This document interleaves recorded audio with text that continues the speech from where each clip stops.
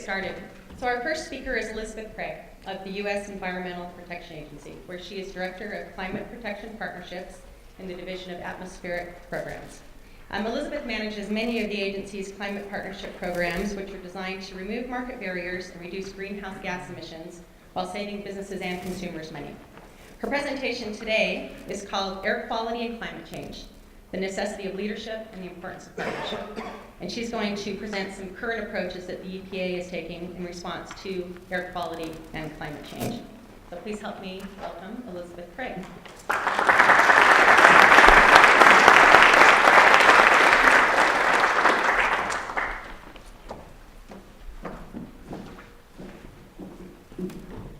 Thank you, Lindsay, for that lovely introduction, and thank you all for inviting me here today. Before I start on my presentation, one of the things I wanted to talk a little bit about is what my division does.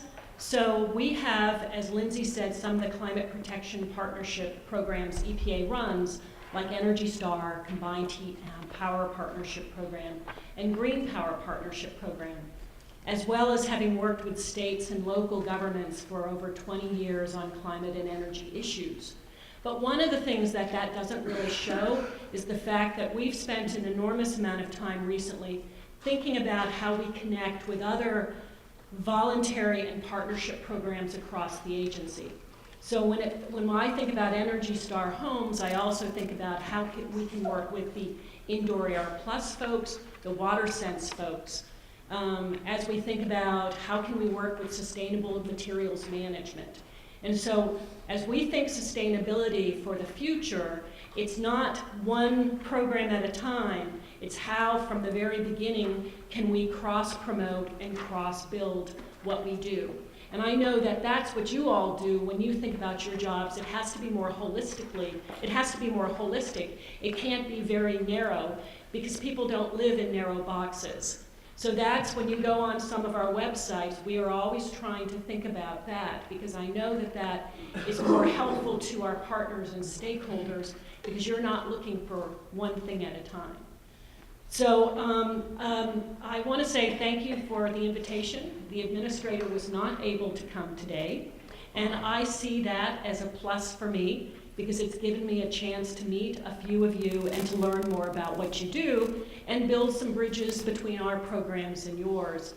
And kind of building on that theme of partnerships, one of the things that we do as we work with our colleagues is, as you use our tools and resources, we always love to do lessons learned, either to evolve the tool and or to be able to highlight what the benefits are from what has occurred. So as Lindsay said, I'm going to talk a little bit about the intersection of air quality and climate change and the importance of working together. You know, our mission statement is to protect human health and the environment. And so it's all the rules we write, all the Energy Star specifications that we update, all the work that we do with states. It all goes back to that basic mission, because at the heart, it's the clean air and the clean water, which are our necessities. And our job is to make sure that when you go outside in the morning or inside your home, that you can take a deep breath and feel like you're healthy. And also so that you can feel confident in doing the same for your children. So traditionally, EPA's regulated air pollutants like ozone and particulate matter. But we also have, we've been in the greenhouse gas business for many years, but back in 2009, we issued a finding under the Clean Air Act that found that greenhouse gases are pollutants that threaten people's health and well-being. And this conclusion was based in part in the potential for climate change to degrade air quality throughout the US and the health issues that would result. It's all part of the same complex system. So you have conventional air pollution contributes to near-term climate change, and a change in climate worsens air quality, leading to higher levels of summertime ozone, longer ozone season overall, which is not what we all need. So there's an old saying that all politics is local. Well, we all know the same is for air quality. And while at the national level, the U.S. has done a really good job over the last 20 years in improving our air quality nationally, we are concerned about, as climate change progresses, how that could impact traditional pollution as well. So all of us together, federal, state, local, as well as you all, need to keep moving forward when it comes to protecting the environment.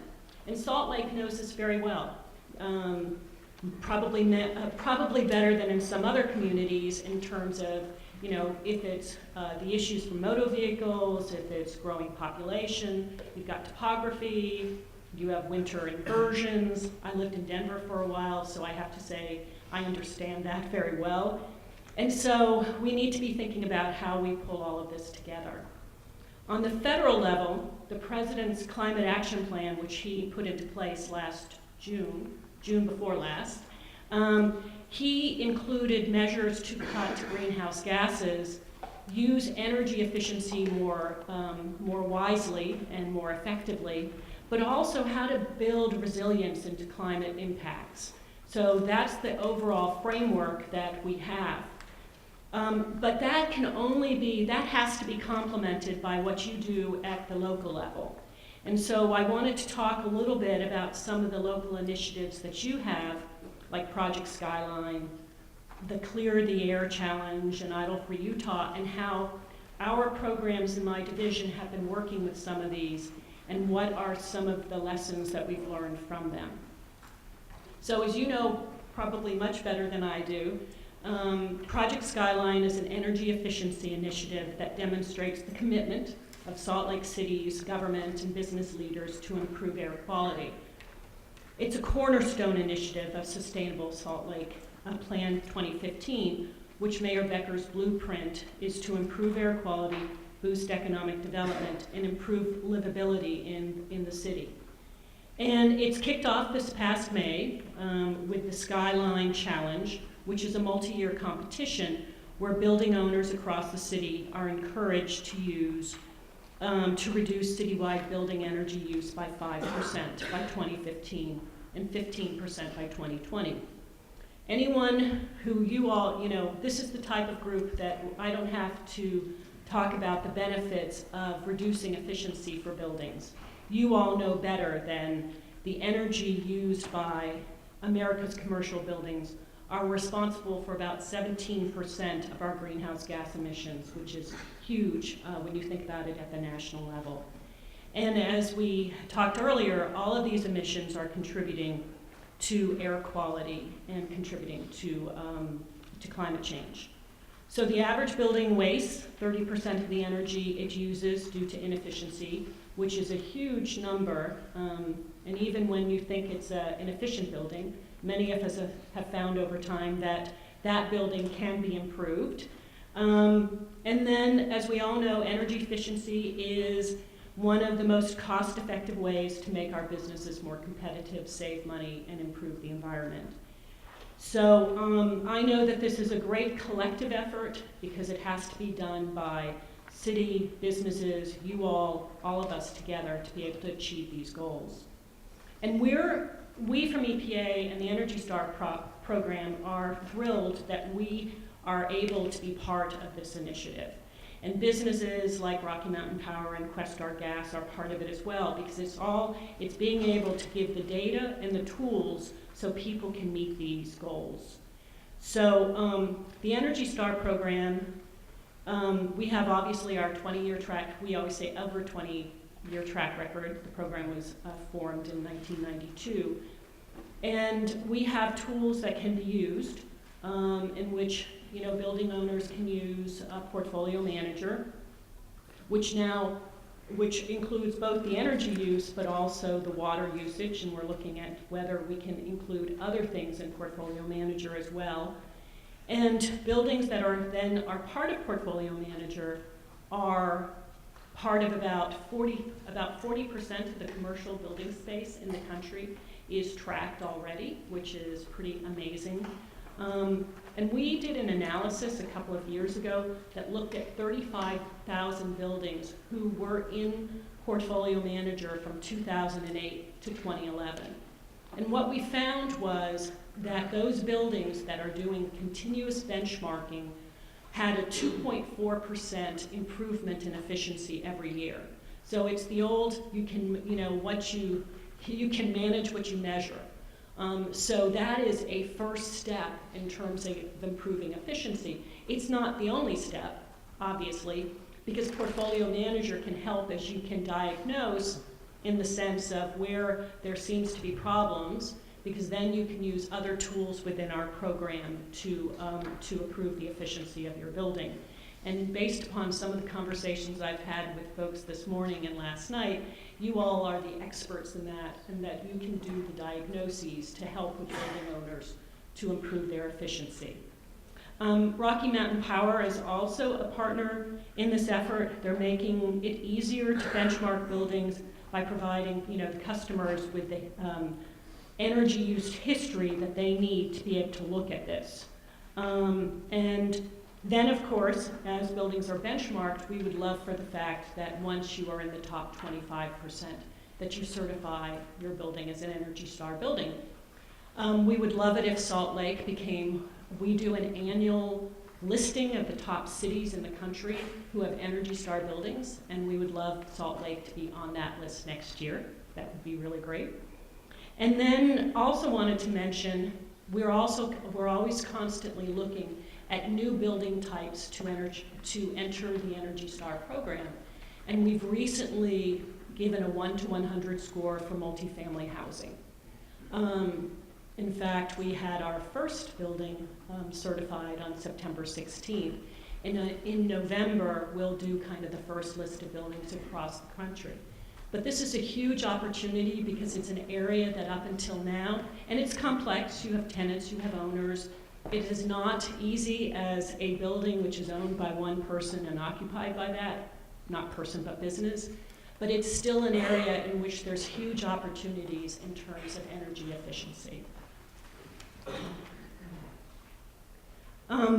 So I'm also wanted to talk a little bit about the Climate Showcase Communities program. Back in 2009 and 2010, Congress appropriated some money to EPA for us to work with local communities and tribal governments at climate mitigation.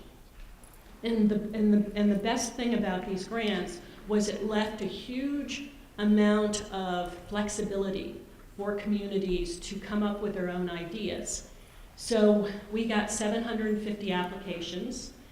Salt Lake was one, and we were able to give an award to Salt Lake City.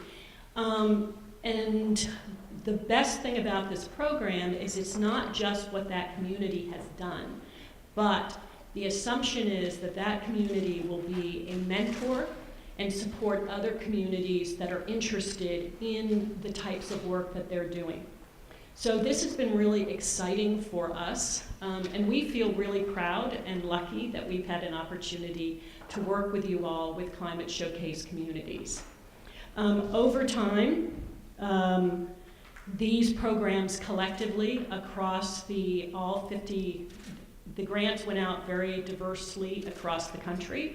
And we worked with communities which were just starting out in the climate area, as well as programs which had been in place for many years, because we were really looking for those ideas and replicable ideas that could be shared with others. So at the end of the day, these communities are going to avoid more than 350,000 metric tons of greenhouse gas emissions, which is the equivalent of the energy use of about 30,000 homes annually, which is pretty exciting. But there are other benefits.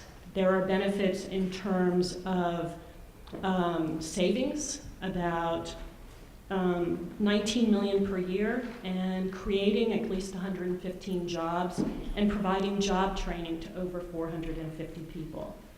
So what was Salt Lake City's project? Salt Lake focused on, not a surprise, looking at motor vehicle emissions. So the city and its partners, including the Salt Lake Chamber, the Utah Department of Transportation, and the Utah Transit Authority, among others, set out to reduce those emissions in a program called Sustainable Transportation for a Sustainable Future. And the first one was Clearing Their Air Challenge, an annual summer competition where individuals and teams compete to reduce vehicle miles driven using public transit, which, by the way, I love the light rail out to the airport. I think it's great. Walking, biking, carpooling, combining trips. Idle Free Utah, which encourages drivers to turn off their engines, and Clear the Air, Care to Clear the Air campaign, which is winter-friendly alternative transportation options as well. All of these campaigns are dependent upon encouraging and sustaining community-wide behavior change. And one of the things that we know from our vantage point is this is a very difficult thing to do. It's not getting someone to change their behavior once. It's being able to sustain it over time. And so kudos to all of these programs in being able to put in place something and continue the energy to be able to do this in the long term, because that's where it will make a difference. It's really, you know what they say, to actually change a habit, you have to do it like 3 weeks straight. That's what they say about if you're going to exercise or do things like that. Well, when you're making these changes, you know, it's pretty easy for someone to say, well, today maybe I'll you know, I won't walk or I'll do another thing. So it's that constant encouragement that I think we need to do as a community. So all of these, of course, probably would not have gone, the other part of it is it's encouraging people to do these things. It's also leadership. And I understand you're going to be recognizing the mayor, Mayor Becker at lunch. And what he did is he invited leaders and organizations to join an Air Quality Partners team. And I think that's the other hallmark, is if you bring people from different vantage points, if it's going to be the academics, if it's going to be organizations, if it's going to be community, environmental, and transportation organizations, all of them together can agree on messaging, can agree on supporting each other as they move forward. And the work under your grant is estimated to prevent almost 5,620 metric tons of CO2 each year, prevent single occupant vehicle miles traveled by over 10 million, which is just amazing to me, and saving nearly 560,000 gallons of gasoline and 5.4 million in vehicle costs. So I think that we as an agency are very excited about the fact that not only you finished the initial grant, but that you've done a good job in working with others. So the next step has been coming up with a sustainable transportation for a sustainable future toolkit, which has been used by others across Utah. And I think those programs have originated from the original effort. There's a Salt Lake City Chamber's Clean Air Champions. It's an initiative to encourage businesses to use alternate transportation. The Utah Governor's Office, Utah Clean Air Partnership, the Utah Transit Authority, Ride Clear, and Salt Lake City Smart Trips. All together, they have put this, they have continued to move the ball forward. But the other thing that I was pretty excited about is there's a World Urban Forum that focuses across the world about communities that are working on sustainability and innovation issues. And Salt Lake was invited to be part of that, to talk about the programs that they've put into place. And from our vantage point, we were pretty thrilled that one of our grantees, who's done such a good job, was invited to the conference, and it was in Medellin, Colombia. So I think as I'm kind of wrapping up, because I feel like I've said too many statistics, is all the hallmarks for this have been the partnerships the leadership that has happened both probably at organizational level as well as at the city level. And then from our vantage point, what we want to do is continue to work with you to see how we can share what you have done as a community with other communities across the country. Because there aren't probably a lot of huge original ideas, but it's really giving people the tools to be able to say, you know, this is a really exciting area that would fit for our city or our community. And let's see, or even connecting people together and saying, gosh, wouldn't it be great if you could talk to this individual in this office so that you could do that. And we would love to be part of that and want to be able to be part of the continuous sharing. So thank you very much for this opportunity. It was, you have an amazing agenda, and you have having had a chance to meet with some of the other speakers last night, I think you're going to have a great day. Thank you.